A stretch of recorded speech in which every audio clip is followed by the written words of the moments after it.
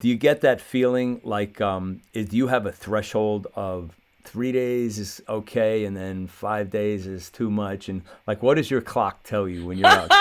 Because I'm That's a sensitive to great that. question, Yeah, James. yeah, You know what I do?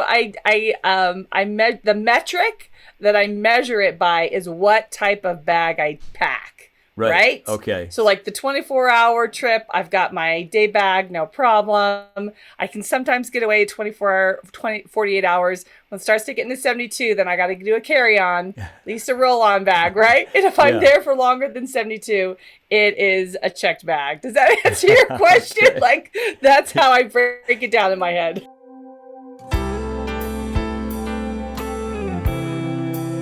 And now, here is singer-songwriter, broadcaster, audio-video artist, entertainment agent, and your host. It's the master storyteller himself, James Kevin O'Connor. Hey, hey, hey, it's a beautiful day. Yes, indeed, a beautiful day to head to the great Southwest. That's where we're heading today, but before we get into that journey, I'd like you to just take your phone if you have it. In the upper right-hand corner, you could hit one of those three buttons and you could forward this show to a dear friend who may really value the content in this episode. Well, it's time to bring in our guest for today, and I have not had anyone from the theater on this show in a long time, so we're way overdue. So for 20 plus years, this lady has served as an award-winning producer, director, and educator, impacting multi-generational audiences. As president of MAR Productions, she is committed to creating theater that uplifts and strengthens each of us, building engaged communities.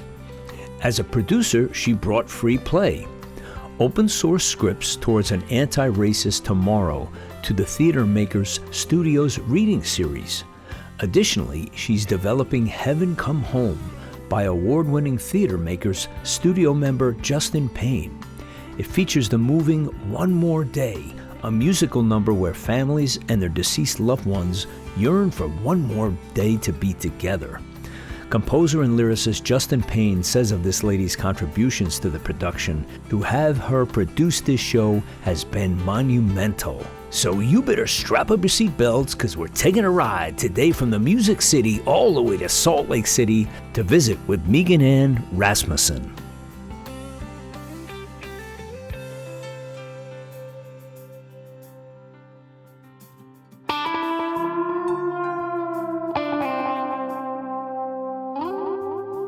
So we are speaking with Ann Rasmussen. Did I say it right? Rasmussen. Rasmussen. Okay. There you go. Beautiful. Yeah.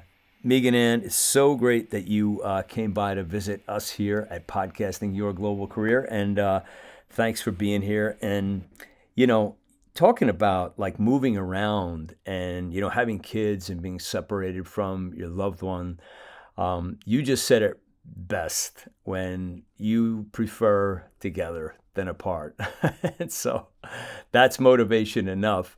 Do you get that feeling like, do you have a threshold of 3 days is okay and then 5 days is too much? And like, what does your clock tell you when you're out? Because I'm That's sensitive a great to that. question, Yeah, James. yeah. You know what I do? The metric that I measure it by is what type of bag I pack.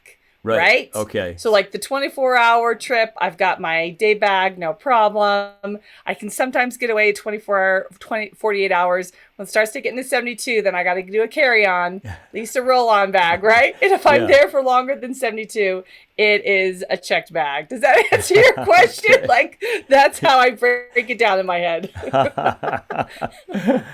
Yeah, we just experienced that same thing.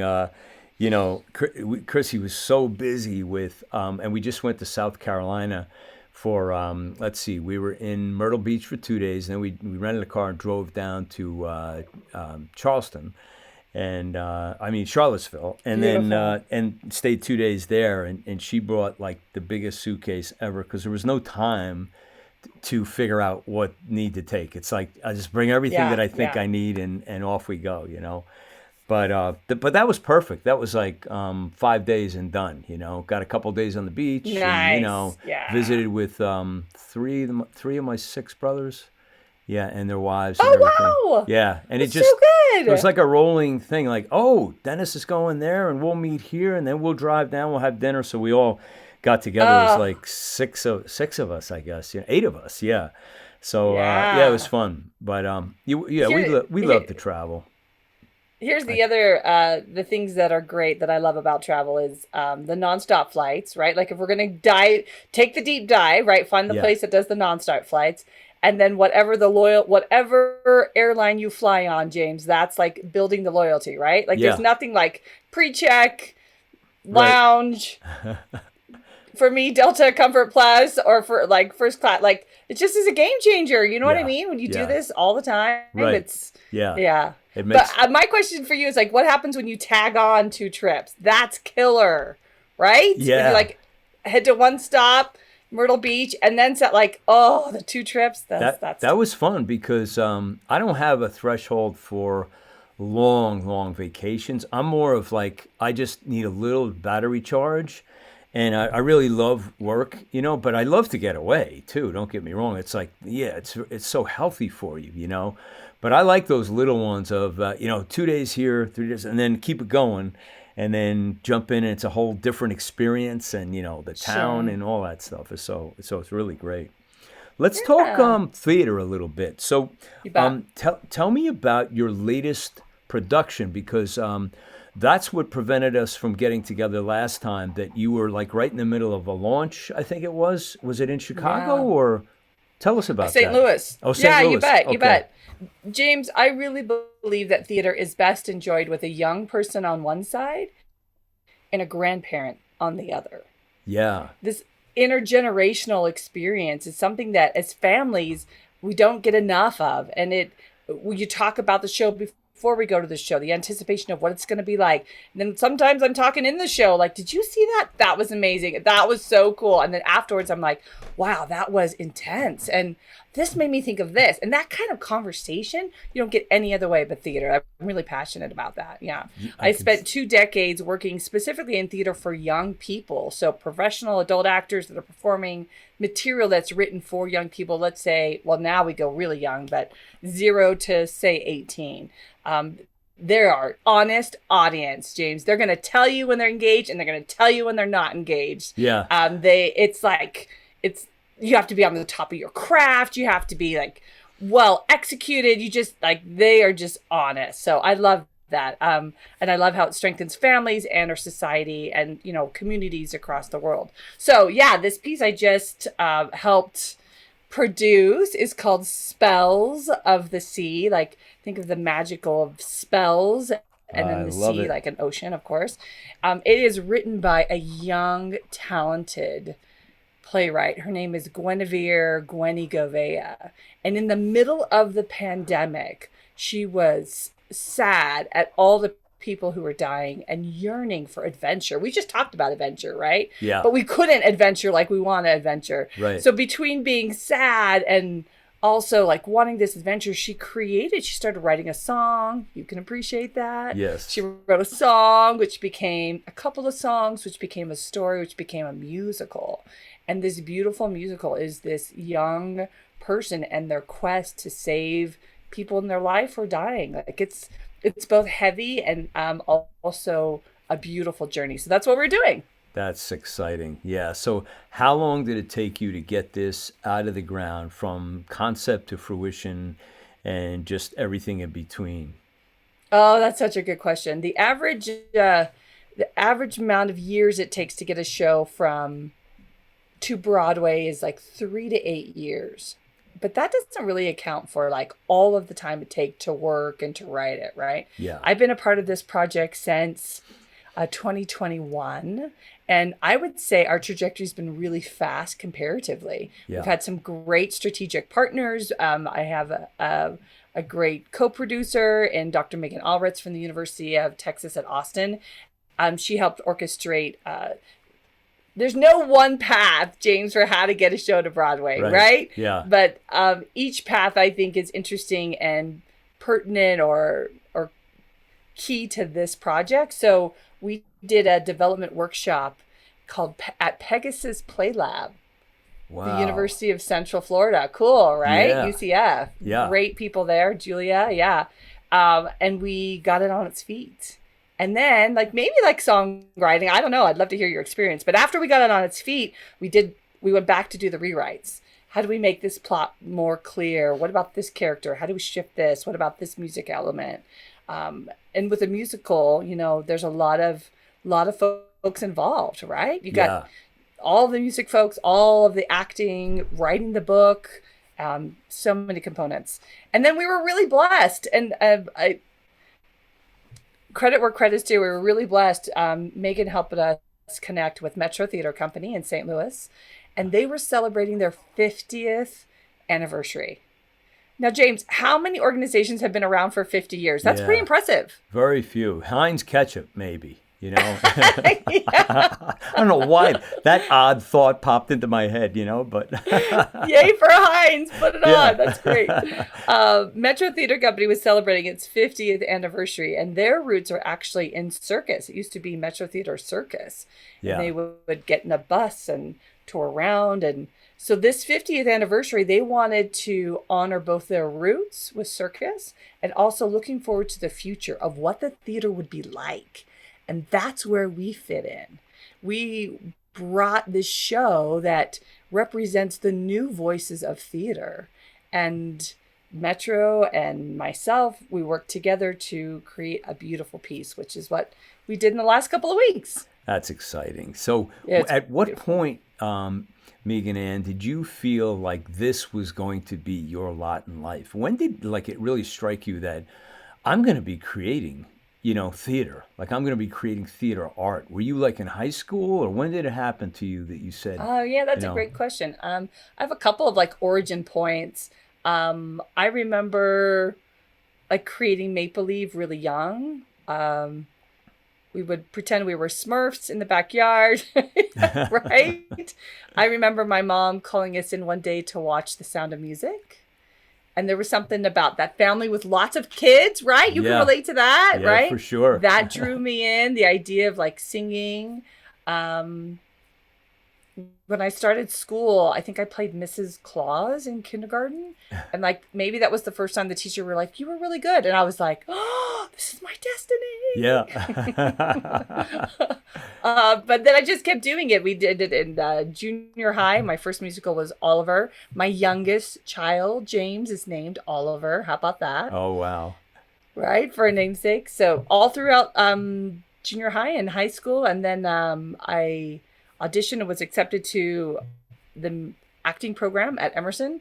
And so I did it throughout college, and then I got a second degree. So it's always been part of my life. I will say there were moments where I was like, I'm not sure this is right. Peace out. Like, let's find the way. One time I left and went over to the business school to take classes, like Masters of Business Administration and organization, accounting, which interestingly, I love what the idea that if we look back in our lives at all the breadcrumbs and we can connect the dots, that we are where we are because of the culmination of all the other events, right? Yeah.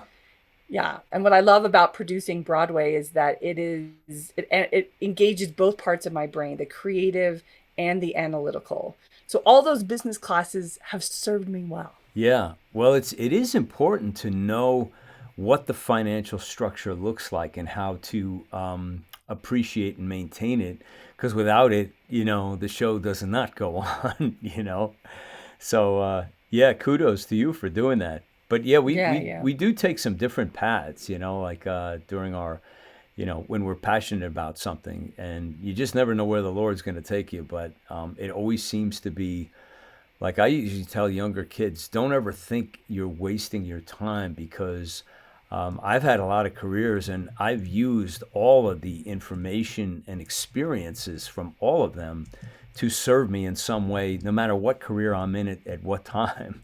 So it's never a waste. You always pick up something, which is a blessing for sure. And sometimes, James, when we take those path less trodden, it reminds us of what it is that we want to do. We come back to what we want to do. I had that experience when I was at the business school, and then somebody said, you should meet, don't you love that? You should meet so-and-so. And it ended up, because of that meeting, I was part of an international tour to Norway with this particular show, The Yellow Boat, written by David Starr, out of Arizona. And that show was so moving to me. It was a true story of a young boy named Benjamin who's 9 years old, and he contracts AIDS through a blood transfusion. Oh, wow. And it's the story of loss. And I mean, can you imagine, like, even 20 years ago, like picking up schools and being like, hey, I want to book this show. You really like it. It's about AIDS, kids dying. You got to see it, right? Like it probably was not going to go tricky. over too well. Yeah, Right? I know. But that was probably a really good experience of being engaged with a show like that. Because if you can sell that, and it's a beautiful show. It talks, there's metaphors and poems and colors and music. But for me, James, it was being in Norway at this international theater and conference, and there were people from all different countries. And the actors were like experienced, well-honed adults who were at the top of their game. And they're performing these shows like intentionally, not because they hadn't gotten their Broadway gig yet or, it was an afterthought. Like they wanted to be doing this. And I was hooked. I was like, this is it. This is what I want to do for the rest of my life. Yeah. Let me ask you about, I sense a very high energy and very passionate about what you do. So I don't even know if I should ask this because you may just say, no, I don't need that. But what do you do for chill time when you want to break away from business a little bit? Or is it so much fun? Can you separate the two, the heavy lifting from the joyous part? Like, for instance, when you're out traveling, like, what do you do to unwind, Megan Ann? Oh, that's so good, James. What a great question. I do love what I do. I feel like that, so much of it, the 80-20 rule, right? Like that fuels me. I love the people. I love the work.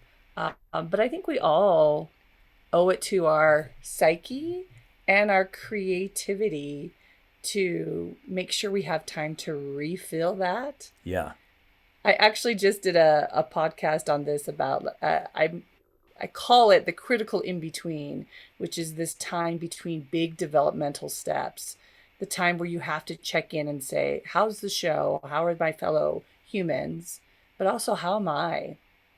And you can't pull from a well that's not full. So there's a couple of things that I do. I like to read. I'm a big personal improvement junkie. There's lots of folks that I like to listen to that fill my head, right? Let's maybe if we went through the chakras, right? Like it fills my head, right? Oh, I yoga for 15 years. I'm a yogi. Yeah. Right? Oh, and then when I know I'm skipping some of the 7, but when I get to my heart, like being on the road, I'm away from my family, and I'm so grateful for technology that keeps us connected. I can Marco Polo my daughter, I can FaceTime my sons, like that's so important. Call my husband. But when I'm in this critical in between, which to me is like the heartbeat, right? Like the heart beats and then like takes time to like breathe and then it has to beat again. So yeah. I fill my heart by being around family and friends. That's really important to me. And then I love being in places that I love. And this beach is such a great reminder. It keeps me grounded. Yeah. For me, like toes in the sand, smelling the salt, thinking of seagulls chirping above me, like that brings me home. And I live a stone's throw from the mountains. The mountains are so close. I live closer to the mountains than like people could dream of. Like it's around the corner, and I have American Fork Canyon. It's beautiful. Yeah. And yet that's not my retreat. I'd like to be, my husband and I were just in Cancun, and that fuels me. So I think you have to have a little bit of both. Well, you get to experience both, which is fabulous. I mean, just to wake up in a place like you are and see that vista greeting you every morning is worth so much, But I get you. I'm kind of an all season person myself. Love the mountains, love the beach. It's just anything God created, I'm there. So I want to ask you, as we're getting close to the end here, Megan Ann, for those who are aspiring to do theater, especially for the younger people listening to this, because we have quite a few of them, what could you say to them to help them gravitate towards the right direction to get involved and be in a place that you're in right now, where do they start? What should they do? Great question, James. The first thing that came to my mind was training. Get good training, get as much training as you can.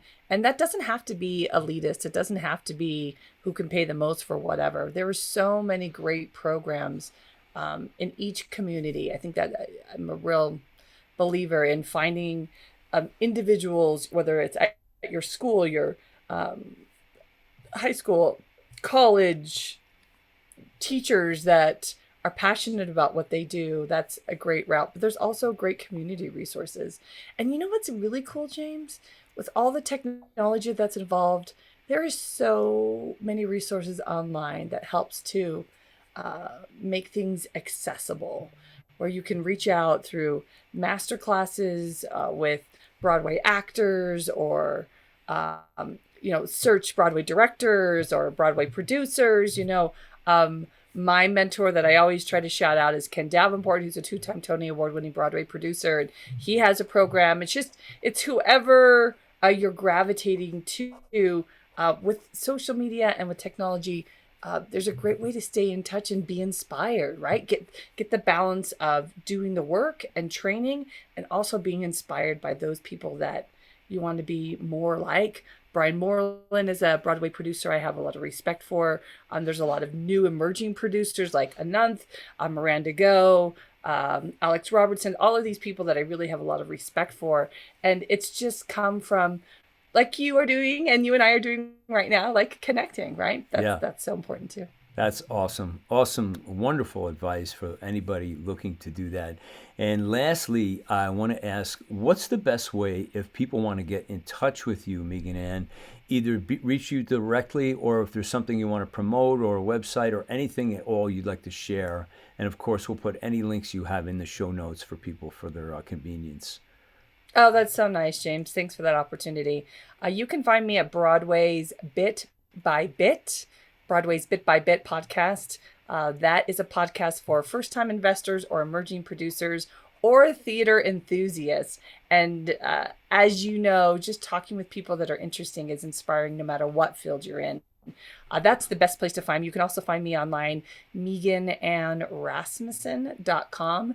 And that's there's 2 A's, 3 E's, and 4 N's and all of that. So I will put that in the show notes so people can find us. Awesome. Megan Ann, this was wonderful. Thank you so much for coming by. And I really appreciate it. I knew this would be fun. It was way more fun than I even imagined. Chase has such good taste. So I want to just offer all of, wish all God's blessings on you, your children, your husband, your family, and your career moving forward. You're a doll. Thanks so much, James. I appreciate you. Hey, if you guys like what's going on here, please leave a great review in the Apple Podcasts. I've left a simple review process in the show notes, and we'd really appreciate it. And also, don't be shy. Forward this to your best friend because you know they need it. Hey, if you need some coaching, hit up the link in the show notes. It's calendly.com/Dharmic. And you can take a little chance with me, and I'll get you on your way. That's a wrap for me today. I'm your host, James Kevin O'Connor. So until the next time when we meet again, I'll either see you on the socials or I'll see you from the stage. Ride on, baby, won't you take a ride with me? Ride on, we can untangle all the mystery. If wishes were windows, I'd open one and find that freedom is really a simple state of mind. So ride on, baby, won't you take a ride with me? Ride on, we can untangle all the mystery. Ride on, baby, you and I can find the key. Ride on, we can unlock each other's destiny. I taste the breeze of freedom, it's tingling on my tongue. You and I out on the road will stay forever.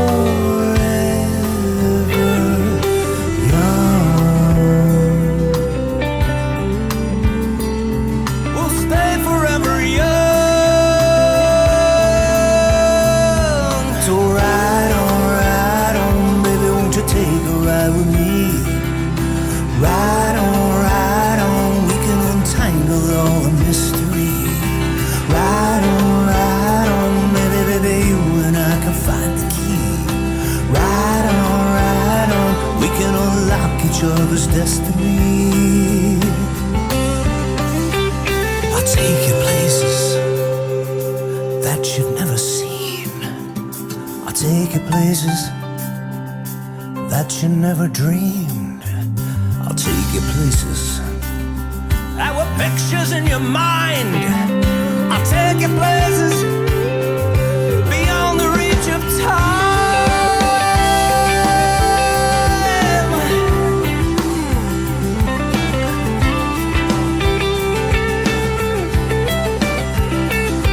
So